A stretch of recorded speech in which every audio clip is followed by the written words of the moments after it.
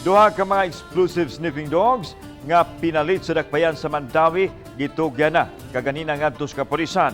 Mipakita sab sa ilang abilidad ang mga iro nga taod-taod nang na-train sa mga eksperto. Ang report ni Nico Serino. Sa demonstration kaganiha gipakita ni mga handler o trainer ang abilidad sa duha ka mga canine. Ang lalaking si Beckham gipalibot sa sakyanan ug pagkataod-taod milingkod diha sa kilid gabahin. Dito di ay nakatago ang mga explosives usa ka rifle grenade, fuse ug detonating cord.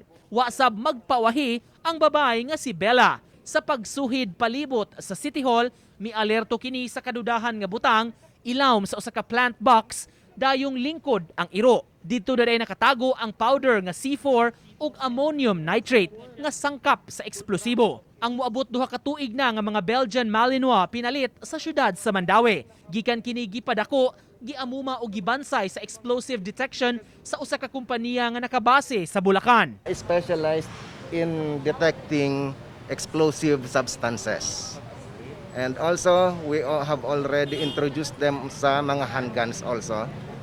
Talagang nakukuha na rin nila. It only took about two times lang. Kaganiha formal nga gi-turn over ang mga iro ngadto sa Mandawi City Police SWAT nga gisaksihan sab sa mga city officials pinanguluhan sa mayor. Ang pulis nga handler nila gipaubos na sab sa pagbansay-bansay. Gipalit ang mga iro sa Mandawi City Hall sa tag 450,000 pesos matag usa. Package na kini gikan sa breed mismo, training, pagkaon, vitamins ug mga kagamitan. Sa Mandawi City Police Office mao nay atong pinaka-una nga set sa iro nga gihatag sa ato gihatag nga suporta makadungag ni sa atong sa capability sa Mandawi City Police Office nga protektahan ang ato ang Mandawi City. Matud sa mayor, dili kabintahaan ang benepisyo sa paggamit sa K9 units aron mapabiling luwas ang syudad.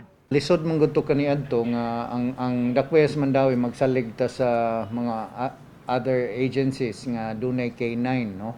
So ug dunay mga dagko nga events nga which needs sniffing dogs, mga K9s, no, nga kuan. So naatay atong kaugalingon. Uban ni Godfrey Rilien, Nico Sereno, Balitang Bisdak.